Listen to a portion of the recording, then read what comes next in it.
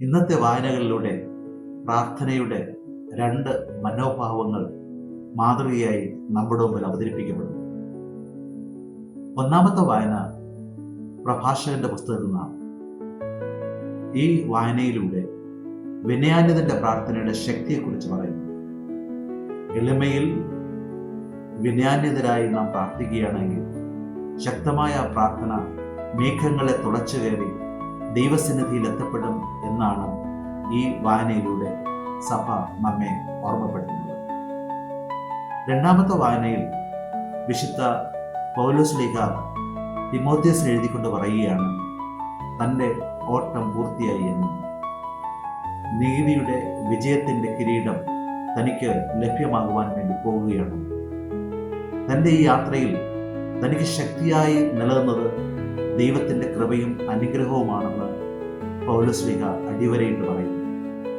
ഈ ശക്തിയുടെ അടിസ്ഥാന കാരണം തീർച്ചയായും പ്രാർത്ഥന തന്നെയാണ്. സുവിശേഷത്തിൽ യേശുനാഥൻ പ്രാർത്ഥനയെ സംബന്ധിച്ച് ഒരു ഉപമ പറയുകയാണ്. രണ്ടുപേർ ദേവാലയത്തിൽ പ്രാർത്ഥിക്കുവാൻ പോവുകയുണ്ടായി. അവരിൽ ഒരാൾ ഫരിസേയനും മറ്റേയാൾ ചുങ്കക്കാരനുമായിരുന്നു. ഫരിസേയർ എന്ന് പറഞ്ഞാൽ ആ വാക്കിന്റെ അർത്ഥം തന്നെ വേർപിരിക്കപ്പെട്ടവൻ എന്നാണ്. ഇസ്രായേൽ വംശത്തിൽ ഫരിസേയർ എന്ന് പറയുന്നത് ഒരു പുരോഹിത ഗണമായിരുന്നില്ല, മറിച്ച് സാധാരണ അൽമായ സമൂഹത്തിൽപ്പെട്ടവരായിരുന്നു. യാഥാസ്ഥിക മനോഭാവത്തോടുകൂടി മോസസിന്റെ കൽപ്പനകൾ അതേപടി അനുസരിക്കുവാൻ നിർബന്ധിക്കപ്പെടുന്ന ഒരു വിഭാഗമായിരുന്നു. ദൈവം മോസസ് വഴി നൽകിയ 10 കൽപ്പനകൾ 630 ഉപകൽപ്പനകളായി വ്യാഖ്യാനിച്ച് അത് പരിശീലിക്കുവാനും അതനുസരിച്ച് ജീവിക്കുവാനും നിർബന്ധിത ബുദ്ധിയോടുകൂടി ജീവിച്ച ആളുകളായിരുന്നു ഫരിസേയർ. അതുകൊണ്ട് തന്നെ അവരെ സംബന്ധിച്ചിടത്തോളം നിയമങ്ങളുടെ വള്ളിപുള്ളി വ്യത്യാസമില്ലാതെ അതേപടി അനുസരിച്ച് ദൈവത്തിൻ്റെ മുന്നിൽ പ്രീതരായി തീരണം എന്നുള്ള ശാഠ്യമുണ്ടായിരുന്നു. ഫരിസേയരിൽ ഒരു മനുഷ്യൻ ഇപ്രകാരം ദേവാലയത്തിൽ പ്രാർത്ഥിക്കുവാൻ വേണ്ടി പോവുകയാണ്. അവരുടെ രീതി അനുസരിച്ച് സാധാരണഗതിയിൽ ഒരു ദിവസം 9 മണി നേരവും 12 മണി നേരവും 3 മണി നേരവും പ്രാർത്ഥനയ്ക്കാൻ ദേവാലയത്തിൽ എത്തുമായിരുന്നു. അങ്ങനെ പ്രാർത്ഥിക്കുവാൻ വേണ്ടി എത്തിയ ആ മനുഷ്യൻ ശരിയായ ഒരു യഹൂദനാണെന്നും നിയമങ്ങൾ അതേപടി അനുസരിച്ചുകൊണ്ട് ജീവിക്കുന്ന ദൈവത്തിൻ്റെ മുമ്പിൽ നീതീകരിക്കപ്പെട്ട വ്യക്തിയാണെന്ന് ഉറക്കെ പറയുകയാണ്. ഉപവസിച്ചുകൊണ്ടും യഥാവിധി പ്രാർത്ഥിച്ചുകൊണ്ടും ദശാംശം കൊടുത്തുകൊണ്ടും ഒരു യഥാർത്ഥ യഹൂദൻ ജീവിക്കേണ്ട രീതിക്രമം അനുസരിച്ച് അദ്ദേഹം ജീവിക്കുന്നതിനെ അഭിമാനത്തോടുകൂടി കണ്ടുകൊണ്ട് ദൈവത്തിൻ്റെ മുമ്പിൽ ആ പട്ടിക നിരത്തുകയാണ്. പ്രാർത്ഥനയോടൊപ്പം ഉപവാസവും അവരെ സംബന്ധിച്ചിടത്തോളം സാധാരണമായിരുന്നു.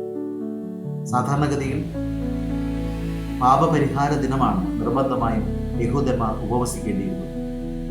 എന്നാൽ തിങ്കളാഴ്ചയും വ്യാഴാഴ്ചയും അവരെ സംബന്ധിച്ചിടത്തോളം സാധാരണ ഉപവാസ ദിവസങ്ങളായിരുന്നു. അതുകൊണ്ട് തന്നെ കൂടുതൽ ഭക്തിയോടും പാരമ്പര്യം മുറുകെ പിടിച്ചുകൊണ്ടും ജീവിക്കുന്നവർക്ക് ഈ ദിവസങ്ങളൊക്കെ ഉപവാസ ദിവസങ്ങളായിരുന്നു. പരിസേനായി ദേവാലയത്തിൽ പ്രാർത്ഥിക്കുവാൻ വന്ന ആ മനുഷ്യനും ഈ പ്രവൃത്തികളിൽ അഭിമാനിക്കുകയും ദൈവത്തിൻ്റെ മുമ്പിൽ തന്നെ ന്യായീകരിച്ചു കൊണ്ടുമാണ് പ്രാർത്ഥനയിൽ ഏർപ്പെടുന്നത്. ഒരർത്ഥത്തിൽ അദ്ദേഹം സ്വയം നിർമ്മിച്ച ഒരു വിഗ്രഹത്തിന് മുന്നിലാണ് പ്രാർത്ഥിക്കുന്നത്. താൻ ചെയ്തു കൂട്ടിയ പ്രാർത്ഥനയിലൂടെ തൻ്റെ ജീവിതത്തിലുണ്ടായ വിവിധങ്ങളായ കാര്യങ്ങളെക്കുറിച്ച് ആത്മപ്രശംസ ചെയ്തുകൊണ്ട് ദൈവത്തോളം താൻ വലിയവനാണെന്നും എല്ലാത്തിലും മികവോടുകൂടി ജീവിക്കുകയാണെന്നുമുള്ള ന്യായീകരണ വാക്കുകളോടുകൂടിയാണ് അദ്ദേഹം പ്രാർത്ഥന നടത്തുന്നത്. മറ്റൊരു വശത്ത് മറ്റൊരു മനോഭാവമുള്ള ഒരു പാവപ്പെട്ട മനുഷ്യനെ നാം കാണുന്നു. അവൻ ഒരു ചുങ്കക്കാരനായിരുന്നു. ചുങ്കക്കാരൻ എന്ന് പറയുന്നത് ആ നാളുകളിൽ നികുതി പിരിക്കുന്ന ഉദ്യോഗസ്ഥൻ പാപിയായി കരുതപ്പെട്ടിരുന്നു. കാരണം റോമാ സാമ്രാജ്യത്തിന് വേണ്ടി നികുതി പിരിക്കുന്നത് അന്യായമായി അവർ കരുതിയിരുന്നു. റോമാ സാമ്രാജ്യത്തിൻ്റെ ആധിപത്യത്തിന് കീഴിലായിരുന്നു അവരുടെ നാട്. അതുകൊണ്ട് തന്നെ അന്യായമായ ഭരണം നടത്തുന്നവർക്ക് അന്യായമായ നികുതി കൊടുക്കുന്നത് ന്യായമല്ലെന്ന് വാദിക്കുന്നവരുണ്ടായി. അതുമാത്രമല്ല, റോമാ സാമ്രാജ്യത്തിൻ്റെ ഏജന്റായി നികുതി പിരിച്ചിരുന്ന ചുങ്കക്കാർ അമിതമായ നികുതി ഈടാക്കുമായിരുന്നു. പാവപ്പെട്ടവന്റെ അധ്വാനത്തിന്റെ സിംഹഭാവവും മിക്കവാറും നികുതി ഇനത്തിൽ കൊടുക്കേണ്ടി വരുമായിരുന്നു. അതുകൊണ്ട് തന്നെ ആ നാടുകളിൽ നികുതി പിരിക്കുന്ന ഉദ്യോഗസ്ഥന്മാരെ പാപികളായിട്ട് കരുതിയിരുന്നു. കൊലപാതകം നടത്തുന്ന, അക്രമം നടത്തുന്ന പാപികൾക്ക് സമാനമായി തന്നെയായിരുന്നു അവരെയും കരുതപ്പെട്ടിരുന്നത്. ഇപ്രകാരം പാപിയായി മുദ്രകുത്തപ്പെട്ട ചുങ്കക്കാരൻ ഈ ഫരിസേയന്റെ ഒപ്പം പ്രാർത്ഥിക്കുവാൻ വരികയാണ്. ചുങ്കക്കാരനാകട്ടെ ഫരിസേയനെ പോലെ വിപ്ലവകരമായ വീരകഥകൾ പറയാതെ താഴ്മയായി എളിമപ്പെട്ടുകൊണ്ട് വിനയാന്യതനായി ഞാൻ പാപിയാണ്, എന്നിൽ കനിയണമേ എന്ന് ദൈവകാരുണ്യത്തിന് വേണ്ടി യാചിക്കുന്നതായി നാം കാണും. നിസ്സഹായതയിലെ നിലവിളിയാണ് ഈ ചുങ്കക്കാരൻ്റെ പ്രാർത്ഥന. ആത്മപ്രശംസയുടെ അമിതമായ വാക്കുകളാണ് ഫരിസേയന്റെ പ്രാർത്ഥനയെങ്കിൽ അദ്ദേഹത്തിന്റെ മനോഭാവം ഒരർത്ഥത്തിൽ അഹങ്കാരത്തിൻ്റെയും വ്യക്തി താല്പര്യത്തിൻ്റെയും സ്വാർത്ഥതയുടെയും മുഖം മൂടി അണിഞ്ഞ ഒന്നായിരുന്നു. എന്നാൽ പാവപ്പെട്ട ചുങ്കക്കാരന്റെ മനോഭാവം എളിമയുടെയും വിനയാനിതത്വത്തിൻ്റെയും ഭാവമായിരുന്നു. അദ്ദേഹം ദൈവകാരുണ്യത്തെ നിലവിളിച്ച് യാചിച്ചുകൊണ്ട് തന്റെ നിസ്സഹായതയിൽ നെഞ്ചുരുകി പ്രാർത്ഥിക്കുകയാണ്. നിസ്സഹായതയുടെ താഴ്വരയിൽ നെഞ്ചുരുകി പ്രാർത്ഥിക്കുന്ന ആ മനുഷ്യൻ ദൈവത്തിൻ്റെ മുമ്പിൽ സ്വീകാര്യനായി മടങ്ങിപ്പോയി എന്നാണ് യേശുനാഥൻ ഈ ഉപമയുടെ അവസാനം നമ്മെ പഠിപ്പിക്കുന്നത്. പരമ്പരാഗതമായ ക്രൈസ്തവ വിശ്വാസികളായ നമ്മെ സംബന്ധിച്ചിടത്തോളം ചുങ്കക്കാരൻ്റെ ഹൃദയം നുറുങ്ങിയുള്ള നിസ്സഹായതയുടെ പ്രാർത്ഥന വളരെയധികം വെല്ലുവിളി ഉയർത്തുന്ന ഒന്നാണ്. നമ്മുടെ പ്രാർത്ഥനകൾ പലപ്പോഴും കാണാതെ പഠിച്ച് വീണ്ടും വീണ്ടും അയവിറക്കുന്ന രീതിയിലുള്ളതാണ്. അതുകൊണ്ട് തന്നെ പലപ്പോഴും ഹൃദയം നുറുങ്ങുന്ന രീതിയിലും നെഞ്ചു പൊട്ടുന്ന രീതിയിലുമുള്ള യാചനയായും അർത്ഥനയായും അത് മാറാറുണ്ട്. ഉദാശകൾ പരികർമ്മം ചെയ്യുന്നതിന് മുമ്പായി പ്രാർത്ഥന പഠിച്ചിരിക്കണം എന്നുള്ളത് നമ്മുടെ ഒരു നിഷ്ഠയാണ്. ആദ്യ കുർബാന സ്വീകരിക്കുന്നതിന് മുമ്പും സ്ഥൈര്യലേപന കുദാശ സ്വീകരിക്കുന്നതിന് മുമ്പും വിവാഹമെന്ന കുദാശ സ്വീകരിക്കുന്നതിന് മുമ്പും ഒക്കെ വൈദികൻ അർത്തിയോട് പ്രാർത്ഥനയെക്കുറിച്ചുള്ള അറിവ് പരിശോധിക്കാറുണ്ട്. നമസ്കാരങ്ങളും പ്രാർത്ഥനകളും യഥാവിധി അറിഞ്ഞിരുന്നാൽ മാത്രമേ ഈ കുദാശകളൊക്കെ പരികർമ്മം ചെയ്യുന്നതിന് അനുവദിക്കുമായിരുന്നു. അതുകൊണ്ട് തന്നെ നാം അറിഞ്ഞോ അറിയാതെ ആവർത്തിച്ചുള്ള ഈ പ്രാർത്ഥന ചൊല്ലി സംതൃപ്തി അടയാറും. നമ്മുടെ പ്രാർത്ഥനകളൊക്കെ ഇപ്രകാരം ആവർത്തിച്ചു ചൊല്ലി അനുഷ്ഠാന രൂപത്തിൽ നടത്തുമ്പോൾ പലപ്പോഴും അതിൻ്റെ അരൂപി നഷ്ടപ്പെടാറുണ്ട്. അതൊരു അനുഷ്ഠാനമായിട്ട് മാത്രം നിലകൊള്ളുമ്പോൾ ഹൃദയത്തെ ചലിപ്പിക്കുകയും മനസ്സിനെ ഉണർത്തുകയും ജീവിതത്തിൽ പരിവർത്തനം ഉണ്ടാക്കുകയും ചെയ്യുന്നു. അത് വെറും ചടങ്ങായി തരം താഴുകയാണ്. അനുഷ്ഠാന രൂപത്തിലുള്ള ആവർത്തിച്ചുള്ള പ്രാർത്ഥനയിലൂടെ ദൈവത്തിൻ്റെ കൃപ നമുക്ക് ലഭിക്കുമെന്ന് വിശുദ്ധ തോമസ് അക്വിനാസ് നമ്മെ പഠിപ്പിക്കുന്നു. എന്നിരുന്നാലും പ്രാർത്ഥന ദൈവത്തിൻ്റെ മുമ്പിൽ പ്രീതികരമാകുന്ന രീതിയിൽ സ്വീകരിക്കപ്പെടുന്നത് ഹൃദയം നുറുങ്ങി നാം നെഞ്ചുരുകി പ്രാർത്ഥിക്കുമ്പോഴാണ്. നിസ്സഹതയുടെ താഴ്വാരങ്ങളിൽ ദൈവത്തെ നോക്കി നിലവിളിക്കുമ്പോൾ ദൈവാനുഗ്രഹത്തിലേക്ക് നാം ഉയർത്തപ്പെടുന്ന അവസ്ഥയാണല്ലോ പ്രാർത്ഥന എന്നത്. അതുകൊണ്ട് തന്നെ ഒരു വ്യക്തിയെ സംബന്ധിച്ചിടത്തോളം പ്രാർത്ഥന ജീവിതത്തിൻ്റെ എല്ലാ മേഖലകളെയും സ്പർശിക്കുന്ന യാഥാർത്ഥ്യത്തിലേക്ക് നയിക്കുന്ന ഒരു പച്ചയായ അനുഭവമായി മാറണം. അങ്ങനെ മാറുന്ന രീതിയിൽ ഹൃദയത്തിൽ നിന്ന് വരുന്ന പ്രാർത്ഥനയാകുമ്പോഴാണ് ദൈവത്തിന് അത് സ്വീകാര്യമായിട്ട് മാറുന്നത്. ആത്മീയ ചൈതന്യത്തിൻ്റെ നിറയിലെത്തിയ അമ്മ ത്രേസ്യ പ്രാർത്ഥനയെക്കുറിച്ച് പറഞ്ഞപ്പോൾ ഏതൊരു പ്രാർത്ഥനയിലും 4 ഘടകങ്ങൾ ആവശ്യമാണെന്ന് പറയുന്നു. അമ്മ ത്രേസ്യ പറയുന്നതനുസരിച്ച് ഒന്നാമത് നമ്മുടെ പ്രാർത്ഥനയിൽ ഉണ്ടാകേണ്ടത് ആരാധനാ മനോഭാവമാണ്. ആരാധനാ മനോഭാവത്തിൻ്റെ അടിസ്ഥാന തത്വം ദൈവം എൻ്റെ സൃഷ്ടാവാണെന്നും ആ ദൈവത്തിൻ്റെ മുമ്പിൽ എന്നെ തന്നെ ഞാൻ അടിയറവ് പറയുന്നു എന്നുള്ളതാണ്. എൻ്റെ സൃഷ്ടാവായ ദൈവത്തിൻ്റെ മുന്നിൽ സർവ്വതും മറന്നുകൊണ്ട് ഞാൻ എന്നെ തന്നെ അടിയറവ് പറയുമ്പോൾ ഞാൻ ദൈവത്തിന് ആരാധന നൽകുകയാണ്. എൻ്റെ ചിന്തകൾക്കും വികാരങ്ങൾക്കും ഒക്കെ അതീതമായി ഞാൻ എൻ്റെ ദൈവത്തിലുള്ള വിശ്വാസത്തെ ഉറക്കെ പ്രഖ്യാപിക്കുന്നതിന് ഈ ആരാധന സഹായകമായി മാറുന്നു. രണ്ടാമത്തെ ഘടകമായി അമ്മ ത്രേസ്യ പറയുന്നത് ഏറ്റുപറച്ചിലാണ്. ഏറ്റുപറയുക എന്ന് പറയുന്നത് ഞാൻ പാപിയാണ് എന്നുള്ള തിരിച്ചറിവിൽ നിന്ന് ദൈവത്തിൻ്റെ മുമ്പിലുള്ള ഏറ്റുപറയലാണ്. നമ്മളെല്ലാവരും പാപത്തിൽ ജീവിക്കുന്നവരാണ്. പാപം ചെയ്യാത്തവരായി ആരുമില്ലെന്നാണ് വിശുദ്ധ അഗസ്റ്റിനോസ് പറയുന്നത്. എല്ലാവരും പാപത്തിൽ ജീവിക്കുന്നവരാണ്. എല്ലാവരിലും ദൈവസ്നേഹത്തിനെതിരായും പരസ്നേഹത്തിനെതിരായുമുള്ള പാപ പ്രവണതകൾ നിലനിൽക്കുന്നുണ്ട്.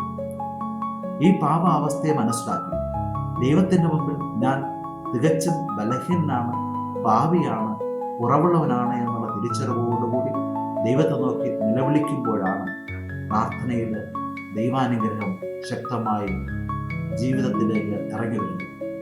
അതുകൊണ്ട് അമ്മ ത്രേസ്യ പറയുന്നു, രണ്ടാമത്തെ ഘടകമായി എല്ലാ പ്രാർത്ഥനകളും ഉൾപ്പെടേണ്ടത് നമ്മുടെ ഓരോരുത്തരുടെയും പാപാവസ്ഥയെക്കുറിച്ചുള്ള തിരിച്ചറിയൽ, ആ തിരിച്ചറിവിൽ നിന്നുണ്ടാകുന്ന ഏറ്റുപറച്ചിൽ എന്നതാണ്.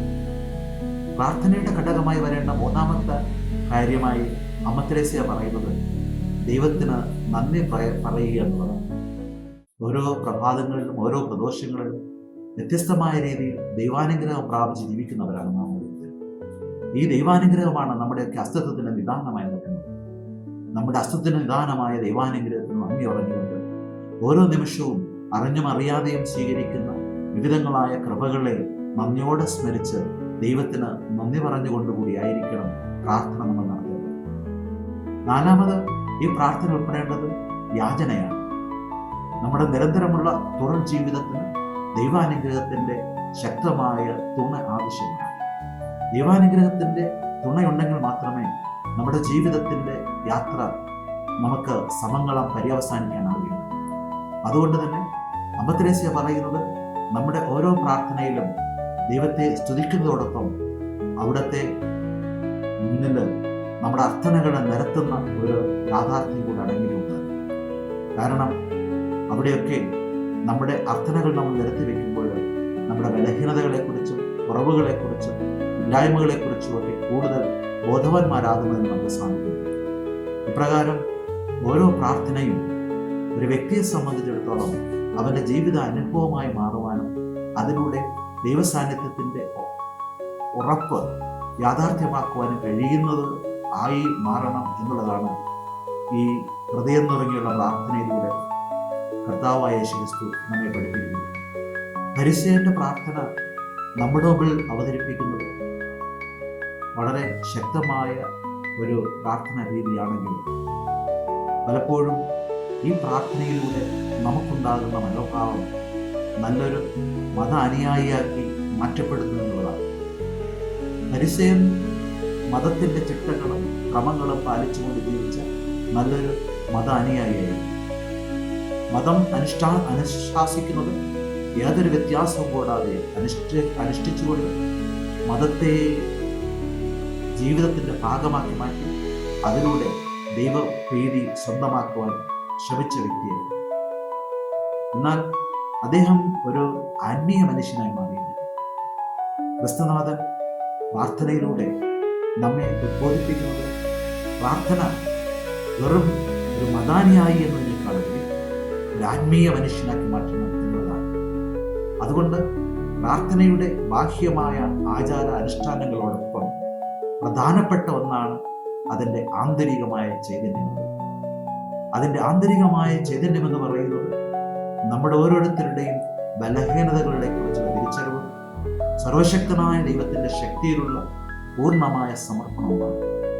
ദൈവത്തിൻ്റെ ശക്തിയുള്ള തിരിച്ചറിവും ആ ശക്തിയിൽ സ്വയം സമർപ്പിക്കുന്ന ഒരവസ്ഥയും ഉണ്ടാകുവാൻ ഉതകുന്ന രീതിയിൽ നമ്മുടെ ബലഹീനതകളെയും കുറവുകളെയും നൊമ്പരങ്ങളെയും മനസ്സിലാക്കി ജീവിക്കുവാനുള്ള ആത്മീയ ചൈതന്യമാണ് ഈ ചുങ്കക്കാരൻ്റെ മാതൃക നമ്മെ പഠിപ്പിക്കുന്നത്. നമ്മുടെ പ്രാർത്ഥനകൾ എന്തുമാത്രം ആവർത്തനമുണ്ടായിരുന്നാലും, പ്രാർത്ഥന എത്രമാത്രം വീണ്ടും വീണ്ടും ആവർത്തിച്ചു ചൊല്ലിയാലും അതിൻ്റെ ഉള്ളില് ചൈതന്യം നഷ്ടപ്പെട്ടാൽ, മനോഭാവത്തിൽ വ്യതിയാനമുണ്ടായില്ലെങ്കിൽ, ജീവിതചര്യകളിൽ പരിവർത്തനമുണ്ടായില്ലെങ്കിൽ, ആ പ്രാർത്ഥന വെറും ബാഹ്യമായ ചടങ്ങായി മാത്രം അതപ്പതിക്കും. ബാഹ്യമായ ചടങ്ങും നിഷ്ഠയും ആചാരാനുഷ്ഠാനവുമായി മാത്രം പ്രാർത്ഥനയെ കാണാതെ ഓരോ മനുഷ്യനെയും ആത്മീയമായി നവീകരിക്കുന്ന ചൈതന്യമായി പ്രാർത്ഥനയെ കണ്ടുകൊണ്ട് പ്രാർത്ഥനയുടെ അന്തസ്സത്ത വീണ്ടെടുക്കുവാൻ നമുക്ക് വിഷമിക്കാം.